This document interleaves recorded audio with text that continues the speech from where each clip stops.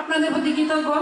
আমি জানি যে সহকারী শিক্ষক মণ্ডলী এবং এলাকাবাসী যদি কোনো প্রধান শিক্ষককে ডিস্টার্ব করে তাহলে কিন্তু তিনি মানসিক হয়রানির শিকার হন। আমি সেই একটি বাড়ির জন্য আমি হয় নাই, আমি আরও বেশি আমার ধন্যবাদ আমার অফিসারবৃন্দ, কর্মকর্তাবৃন্দ যারাই এসেছেন আমার উদ্দেশ্যমূলকভাবে এই বিদ্যালয়টি কখনোই ভিজিট করে নাই বা এলাকা থেকে এমন একটি অভিযোগ আমার সহকারী এবং আমার বিদ্যালয় কমিটি, আমার এলাকাবাসী এবং আমার অভিভাবক মণ্ডলী থেকে আমার 31 বছরে একটি অভিযোগ কোনো অফিসে বা কোথাও কোনো অভিযোগ যায়নি।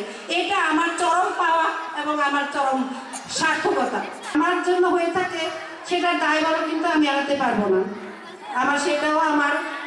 আমি মনে করি এটাও আমার ব্যর্থতা। কিন্তু আমার জানা মতে কোনো শিক্ষার্থী ঝরে পড়ছে এরকম আমার নেই। আমি অনেক শিক্ষার্থী যারা বাড়িতে ছিল স্কুলে আসতে চাইতো না, আমি তাদের বাড়িতে যেতাম।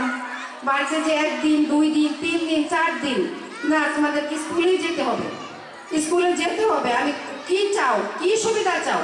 ম্যাম এটা আমি তোমাকে সর্বদা সহযোগিতা দেবো। ম্যাম পারি না, আমি পড়াইতাম। আমি বলতাম যে না, আমার তোমাকে পরীক্ষা দিতে হবে। এমন অনেক ছাত্র আমার 104 জন 114 জন পরীক্ষা দিত, এখানে কোনো অ্যাবসেন্ট থাকতে দেয়নি।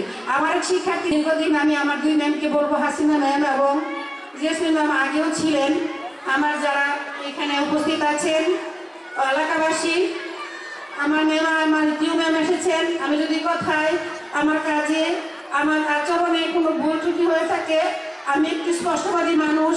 সেই স্পষ্ট কথার জন্য যদি কারো মনে আমি কোনো কষ্ট দিয়ে থাকি, আসলে সে কষ্ট আপনারা আমাকে ক্ষমা করে দেবেন। আজকের আয়োজনে আমি আসলে ওইভাবে আপনাদেরকে আপ্যায়িত করতে পারিনি।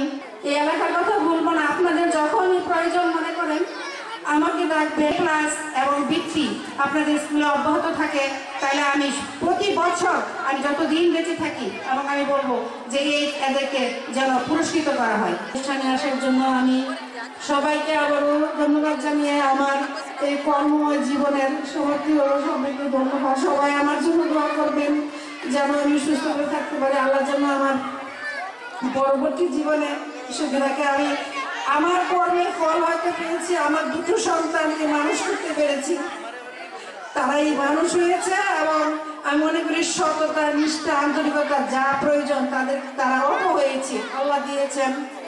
আমার সাহেবও খুবই ভালো মনের একজন মানুষ, আমাকে অনেক সহযোগিতা দিয়েছেন।